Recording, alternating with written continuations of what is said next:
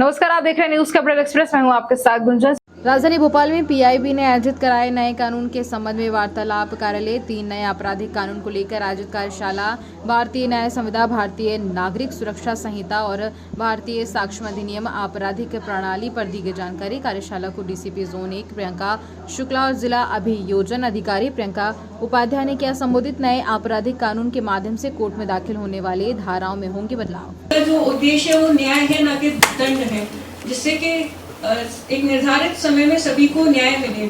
जैसे कि 0 एफआईआर और ईएफआईआर पहले से मध्य प्रदेश पुलिस में जो है होती आ रही है। ईएफआईआर का अभी तक जो है काफी लिमिटेड ज्यूरिसडिक्शन है, जो कि आप 1 लाख से कम की चोरी में या वाहन चोरी में आप दर्ज कर सकते हैं।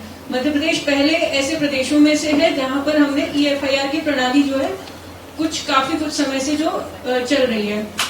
इसके अलावा 0 एफआईआर, जिसका उद्देश्य रहता है कि यदि किसी विक्टिम के साथ क्राइम हुआ है और वो उसको जो बहुत जल्दी उसको रिपोर्ट करना है और वो ऐसे जुरिसडिक्शन में जाकर रिपोर्ट नहीं कर सकते जहां पर उनके साथ क्राइम हुआ है। कई बार जो है क्राइम शुरू हो जाता है, जैसे कि 376 के केसेस में रिलेशनशिप में रहते हैं या फिर कुछ उनको झूठ बोल के कि शादी कर लेंगे, इस तरीके से क्राइम शुरू होता है। लेकिन 1 साल 1.5 साल बाद उनको लगता है कि हमें जो है ठगा गया, हमारे साथ क्राइम हुआ है, इनका उद्देश्य था नहीं इस प्रकार का। तो हो सकता है कि वो जो क्राइम का इनिशिएशन हो वो किसी और राज्य में हुआ हो और जो विक्टिम है जिसको जब ऐसा वर्कशॉप हुई थी सुरक्षा के लिए कुछ मेन पॉइंट है जो आप बताना चाहेंगे कि आप लड़कियां मतलब किसी प्रॉब्लम में होती हैं या कुछ उनके साथ ऐसी चीजें होती है तो किस तरीके से वो एफआईआर कर सकते हैं, तुरंत उनके लिए तमाम चीजें अप्लाई हो जाएंगी और आप लोग उनके लिए जांच करके क्या कुछ बदलाव बड़े अगर तहत हुए हैं। आज पीआईबी के द्वारा एक वार्तालाप यहाँ पर आयोजित किया गया था। जो नए हमारे 3 मेजर क्रिमिनल लॉज हैं, जिसमें भारतीय नागरिक सुरक्षा संहिता, भारतीय न्याय संहिता और भारतीय साक्ष्य अधिनियम है। इस वर्कशॉप में पूरी चर्चाएं जो कि मेजर क्या चेंजेस हुए हैं, क्या किस तरीके से न्याय जल्दी मिल पाएगा और किस तरीके से विक्टिम सेंट्रिक अप्रोच के अंतर्गत इसमें कार्यवाही की जाएगी। 0 एफआईआर, ईएफआईआर को किस तरह से कोडिफाई किया गया है नए कानूनों में, और ट्रायल इन एब्सेंशिया जैसे जो बड़े चेंजेस आए हैं, जिनसे बहुत ही व्यापक चेंजेस आएंगे हमारे जो क्रिमिनल जस्टिस सिस्टम है उसमें, उसको लेकर यहाँ पर चर्चाएं हुई थी। बड़े पॉइंट मैम, जैसे आपने 0 एफआईआर का बोला, उसकी पूरी से बोलते हैं ईमेल डाला गया। इसमें एक तरीके से 0 एफआईआर कुछ समय से पहले से चालू है, लेकिन उसको जो है प्रॉपर कोडिफाई किया गया है हमारे नए कानून में, जिसमें अपराध विक्टिम के साथ कहीं पर भी घटित हो, लेकिन वो यदि किसी भी थाने पहुंचते हैं तो उनके द्वारा जो रिपोर्ट की जाएगी उसको अनिवार्य रूप से पुलिस जो है एफआईआर दर्ज करेगी। इसी को 0 एफआईआर कहते हैं। इसमें ईएफआईआर का भी जिक्र है, जिसमें कि आप ईएफआईआर भी दर्ज कर सकते हैं किसी भी थाने में। आपको 3 दिन के अंदर उसको जो है हस्ताक्षरित करना होता है। वर्तमान में मध्य प्रदेश में ईएफआईआर जो है वह 1 लाख से कम की चोरी या वाहन चोरी में की जा रही है। इसको और व्यापक स्वरूप देते हुए हर तरीके के कॉग्निजेबल ऑफेंस में ईएफआईआर करने का जो है अधिकार नागरिकों को प्राप्त होगा। इसमें जो हमारा नया भारतीय नागरिक सुरक्षा संहिता है वह ऑडियो वीडियो इलेक्ट्रॉनिक मीन्स को जो है डिफाइन करता है, और इसमें पूरी जो एफआईआर से लेकर के लास्ट तक की चार्जशीट, ट्रायल तक की, कन्विक्शन या एक्विटल तक की जो कार्यवाही है उसको डिजिटाइज करने की बात होती है, जिसमें कि समन वारंट भी आपको डिजिटल तरीके से, इलेक्ट्रॉनिक तरीके से प्राप्त होंगे थाने में। आप उनको इलेक्ट्रॉनिक तरीके से तामील करने का एक ऑप्शन है, वो एक ऑप्शन है, आप उसको फिजिकली भी तामील कर सकते हैं। और इसमें एक चीज और है कि कोर्ट अभी तक पुलिस को पहले समन वारंट भेजती थी जिनको पुलिस तामील करती थी। इसमें कोर्ट भी स्वयं के स्तर पर इलेक्ट्रॉनिकली उसको तामील कर सकती है।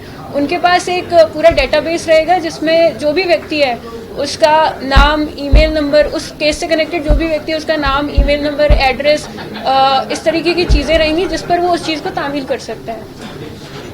सुरक्षा संहिता और भारतीय साक्ष्य अधिनियम 1 जुलाई से लागू होने के बाद जो उनमें प्रोसीडिंग जैसे बताई गई, पीड़ित को न्याय समय सीमा के अंदर हो, स्पीडी ट्रायल हो, इस तरह से लागू किए जाए।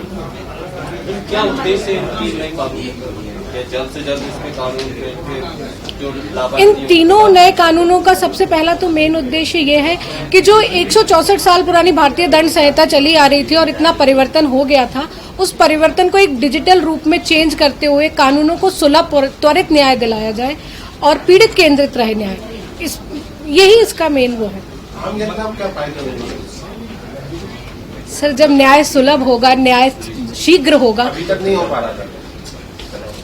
मैम, फरियादी अभी भी एफआईआर के लिए भटकता है थाने में।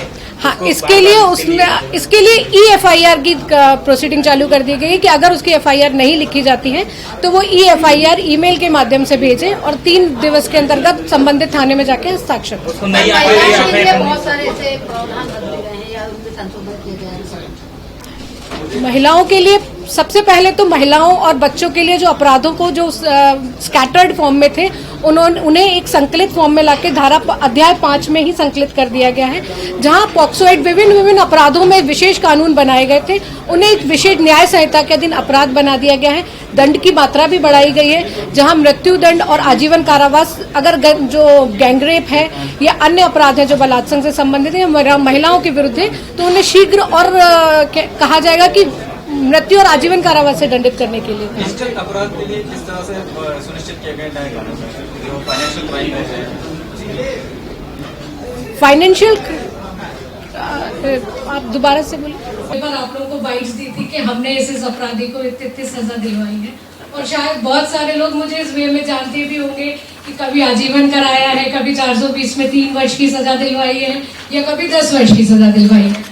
लेकिन इन सजाओं को दिलवाने के लिए जो कानून बना था वो अब परिवर्तित होने जा रहा है, और आप सभी को मालूम है जब 1 जुलाई को आप सब कोर्ट आएंगे तो हो सकता है नए अपराध इन कानूनों के तहत पंजीबद्ध भी हो गए हों। इन नए कानूनों को देखते हुए मैं आपको ये बता दूं कि ये जी लोकसभा आप सुन पा रहे हैं ना? लोकसभा राज्यसभा द्वारा 20 और 21 दिसंबर को नए कानून पारित हो गए और 1 जुलाई से लागू होने वाले हैं। इन कानूनों के पीछे दोबारा लाने का कारण क्या रहा? सबसे पहले तो मैं इस बात में आप लोगों का ध्यान आकर्षित करना चाहूंगी कि जब हम कानून पढ़ रहे हैं तो IPC पढ़ते हैं तो 1860 की, यानी 164 वर्ष पहले की। तो जब 164 जब हम IPC पढ़ते हैं तो हम 1860 की पढ़ते हैं, और जब हम इस प्रक्रिया को कानून लागू करने की बात करते हैं तो CRPC 1973 की है। अब जो प्रक्रिया चेंज हुई है, जो डिजिटलाइजेशन हुआ है, उस हिसाब से हम न्याय नहीं कर पा रहे हैं। 164 वर्ष में न्याय दिलाने की प्रक्रिया में जितने चेंजेस आए हैं उस हिसाब से संशोधन करने के लिए और न्याय दिलाने के लिए हमें नए कानूनों की आवश्यकता पड़ी। नए में जो बात की गई थी, जब हम भारतीय दंड संहिता की बात करते हैं तो वो न्याय दंड के रूप में हो रहा था। जो अपराधी है उसे दंड मिले, ये भारतीय दंड संहिता का मोटिव था। और जब हम भारतीय न्याय संहिता की बात करते हैं तो वो न्याय दिला रहा है, चाहे वो आरोपी हो चाहे वो पीड़ित हो। जिसने गलत किया है उसको उसके विरुद्ध न्याय होगा और पीड़ित को न्याय मिलेगा। इसमें वो पहले से अजम्पशन लेके नहीं चल रहे हैं कि हमें दंड देना है। दूसरी बात है, जब आपराधिक न्याय तुरंत आया है वो सुगम, सुलभ और सहज होना चाहिए। उसकी प्रक्रिया में पारदर्शिता होनी चाहिए। जैसे आप ही लोगों ने कई बार जब आप अपने अपने पेपर्स में लिखते हैं तो कहते हैं 25 आर्म्स एक्ट के मुकदमे झूठे बना लिए गए थे। पारदर्शिता नहीं थी। जब पारदर्शिता नहीं आती है तो लोगों का विश्वास नहीं होता है। उस विश्वास को सहज बनाने के लिए, डिजिटलाइजेशन की प्रोसेस को रेगुलर करने के लिए अब सारी प्रोसीडिंग है उसकी वीडियोग्राफी होगी। तो अब न्याय में आएगी, जब पारदर्शिता आएगी तो ये कहा जाएगा कि न्याय पे विश्वास बढ़ेगा। इस चीज को मैं आगे लेते हुए आपसे ये कहूंगी, कुछ दिनों पहले माननीय मुख्य न्यायमूर्ति ने ये बताया था कि न्याय तभी मिलेगा जब न्याय की जानकारी प्रत्येक नागरिक को। तो प्रत्येक नागरिक को जानकारी होने के लिए तभी होगी जब आप लोग सुचारू रूप से कार्य करें। जैसे जब हम 400 BC की बात करते हैं तो निश्चित तौर से गांव का व्यक्ति 400 BC इसलिए जानता है क्योंकि वो कोर्ट में नहीं आया, लेकिन उसने पेपर में रोज पढ़ा है कि जो व्यक्ति चीटिंग करता है वो 420 होता है।